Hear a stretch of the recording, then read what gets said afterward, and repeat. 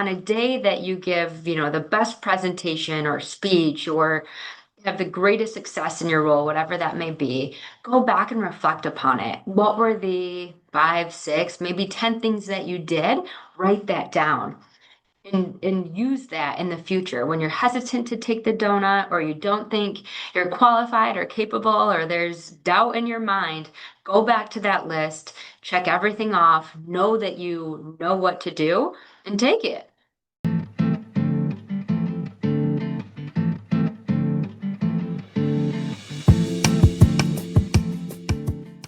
Hello, everyone. I am Melissa Forziat of Take the Doughnut, here to help you get inspiration and get donuts. I'm a motivational keynote speaker, and today I'm so excited to bring you a Take the Doughnut interview with Mandi Damman, who's the Executive Chief Engineer, Autonomous Electric Vehicles at General Motors. Welcome, Mandi. Thank you. Thank you for having me and making me hungry and excited to take the donut as well. That's how we do it around here. I am so excited to talk with you. But first, since we're on the topic, I've got to ask you, what's your favorite donut? Ooh, I've got to go with a cake chocolate donut. I would say sometimes all in on chocolate, but as long as there's chocolate on top, I'm good with a traditional cake donut. Oh my goodness. Look, I couldn't agree more. Chocolate all the way for me. This is so good. I have some places to introduce you to should you ever find yourself in California. Awesome. I will take you up on that. Oh my gosh. Well, I said just a little bit about you up front, but tell us more about yourself. What should we know about you? Well, I'm an engineer. I'm a mom. I'm a wife. I've been at General Motors for 22 years, so over half my life now at the same company. I joke that I basically grew up here because I started as a cooperative education student when I was in undergrad, and have had a bunch of incredible opportunities come my way. And outside of work, I'm married. I have two little ones, and I love water sports, especially in the summer. So this is a good time of year for you, and hopefully you're getting a lot of those water sports in when you can. Yes, I joke that I am solar powered, so I get all of my energy from the sun. Being on the water helps me maintain balance, and we're having a really lovely Michigan summer. So yeah, I live for this time of year for sure. What a great story to get us started. I mean, I had a chance to meet you at the Automotive News Leading Women Conference earlier this year, and congratulations on being named one of the 100 leading women. And I was so fascinated by your story of sort of having that longevity with one company from the very, very early days of your career to now. So I think it's really fun to be able to talk to somebody who's had the ability to grow right where she is. So that's something I'm wondering if we're going to end up digging into it more. But let me hit the reset button for those who haven't seen a Take the Donut interview before. So basically, for me, Take the Donut is another way to say carpe diem. It's all about going after the things that you want in life. And it started with this really strange thing that happened to me in college where I left a real donut on a table, but that almost immediately became an object lesson for me and what it looks like to leave opportunities behind. So I don't want to do that anymore. I want to take the donut instead of leave it on the table. So this conversation is actually all about going after opportunities, going after goals, and what does that look like, practically speaking, when we go to do it. So for you, Mandi, how are you with going after goals? What is that process like for you? Yeah, it's evolved. And I'll say, like, as I reflected on this and heard your keynote, which was excellent, by the way, I realized many points in my career I was offered incredible opportunities or chances to take the donut, but I waited or sought counsel from somebody else that told me, go after it. And that was okay because I had great mentors and trusted advisors that were in my corner and I think saw the potential that I had.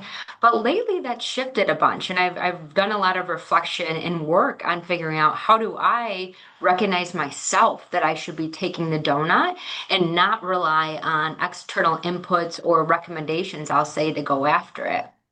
So for me, like a recent example is, I wanted to double down on my fitness and prioritizing workouts and getting back in shape. And I was doing an okay job, I'll say. Like I worked out when it was convenient, usually in the home, or I would do something active outdoors. And for me to really push myself to take the donut in that space, it was a matter of signing up for a race. And tomorrow I have a triathlon because I had to push myself to do that. One of the tricks that I've learned recently, even in a meeting, so not even a big opportunity, but when I have a chance to speak up and I find myself shying away from it, I raise my hand in the meeting. And then everybody sees I have something to say. I don't have to interrupt or talk over others. But it also is encouraging me or I'm making myself say something and find something important to say to contribute to the conversation instead of just sitting back and letting it play out. So I think little tips and tricks like that are what I'm continuing to evolve and learn on what works for me. Well, first of all, good luck with the triathlon. And it's so interesting that you've recognized that in yourself and you're finding, there may be a distance from where you are right now to where you want to be, but you're finding how ways to almost like leverage the weakness to make it a strength. Exactly. Yes. It's so fascinating that you're finding those little tips and tricks, and maybe that'll be useful to people who are listening as well, because I'm sure a lot of people, the idea of I think what really goes in your favor is that even back in the day when you were listening to other people's wisdom, clearly you Mhm. had an instinct of your own that told you that was the right direction as well. So now it's just about making that the first thing and having the That's action right. toward the bias towards action there. So Yes, right on. cool. Well, okay, so when you have something really big that you're going after, something that's going to Mhm. take a while, maybe like this triathlon that you're going to do, what keeps you motivated in the process if you know you're going to have to stay at it for a while?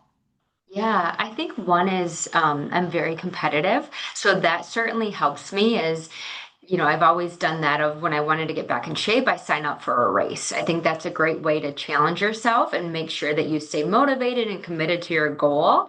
The other thing I would say, and even at work too, of just accountability is a big deal to me. And so if I tell someone else on, July 23rd, I'm going to do this, or in this role, like, let's do a work back plan on whatever the deliverable is and schedule that. Like then we will hold ourselves accountable to getting it done by that date. And that has helped too. Same with goals. I think if it's a career goal or a personal goal, committing to it, maybe you tell a couple others so that you'll hold yourself accountable, or you have an accountability buddy at work or in your personal life.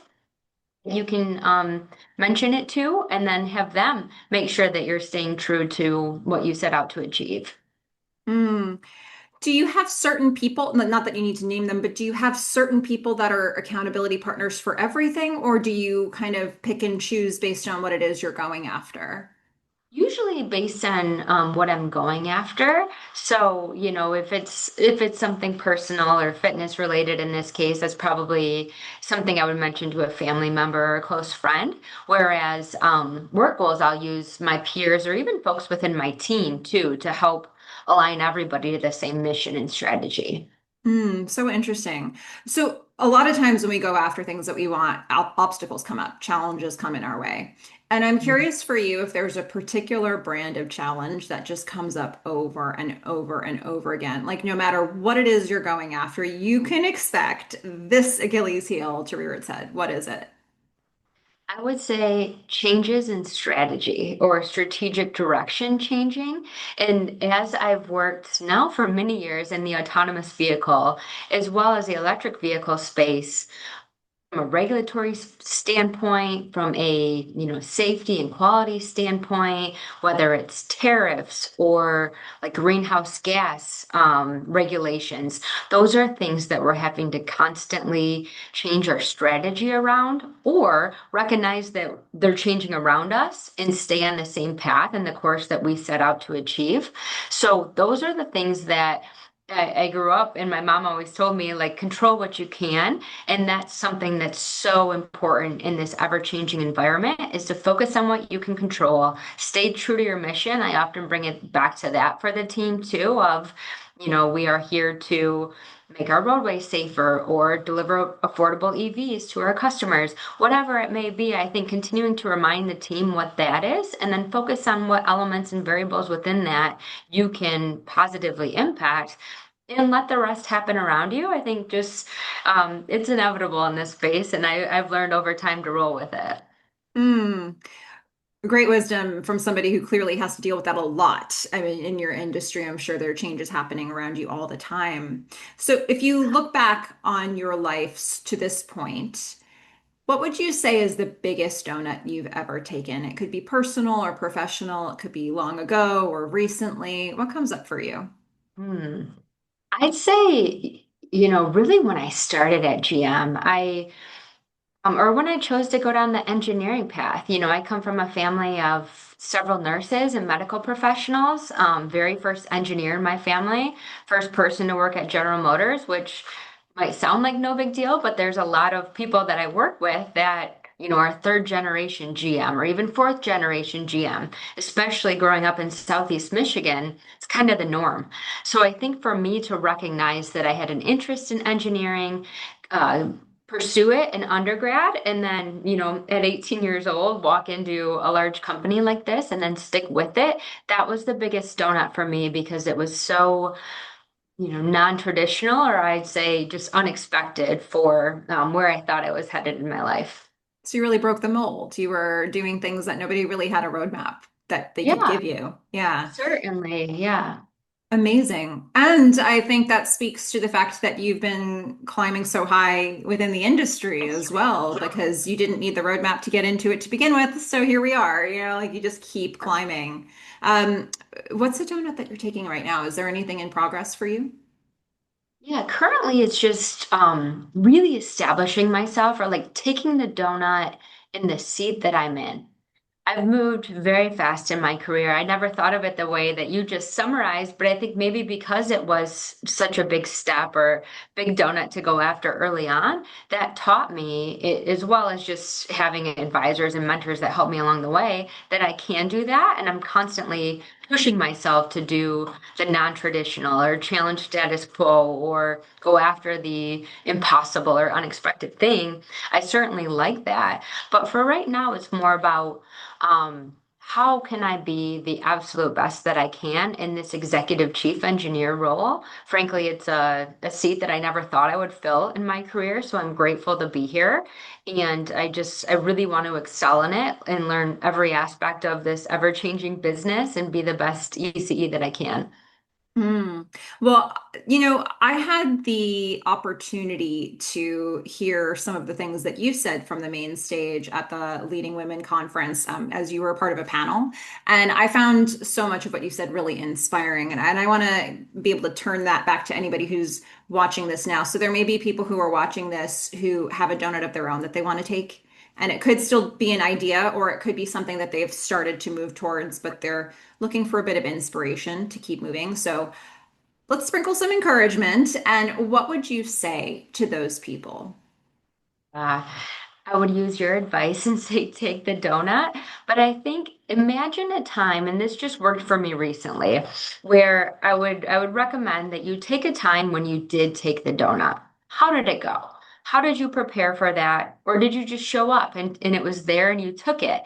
But go back through, and I did this recently with an executive coach of almost defining the operating system of on a day that you give, the best presentation or speech or have the greatest success in your role, whatever that may be, go back and reflect upon it. What were the five, six, maybe 10 things that you did? Write that down and use that in the future when you're hesitant to take the donut or you don't think you're qualified or capable or there's doubt in your mind. Go back to that list, check everything off, know that you know what to do, and take it. It sounds like maybe visualization is a part of your process as well, that you're able to sort of put yourself back into a situation. Is visualization something that you lean on? Yes, and even just in the way that I show up, or like, so much of it is like knowing that you have the confidence or the ability to do so. So whether it's visualizing it or just running back through the checklist and saying, yes, I know how to do this, and I've done all of those things again, it gives me, the confidence and the guts to go in there and get it done. So good. Such good advice and something very actionable for people to do. Yes. So, Exactly. for those who want to follow you on your journey or they want to see what's next for you, where can they find you? What links should I put in the description, if any? Yeah, I'd say likely my LinkedIn. We've got some exciting launches coming up and cool product releases here at GM, as well as just everything we're doing on our journey relative to electric and autonomous vehicles, as well as my career. So, yeah, follow me on LinkedIn. That sounds great. Well, everybody be sure to check out Mandy's LinkedIn. And if you liked hearing her story, be sure to like and subscribe on this video because there are so many inspirational interviews still to come. But in the meantime, Mandy, I know you're a busy woman with a lot to do. Thank you so much for taking time and talking with me, with everybody who's watching about going after the things you want in life and what that looks like for you. Thank you. Thank you for having me. This was fun. It was. And to everybody who's watching, thank you for watching and go out there, get inspiration, get donuts. Bye.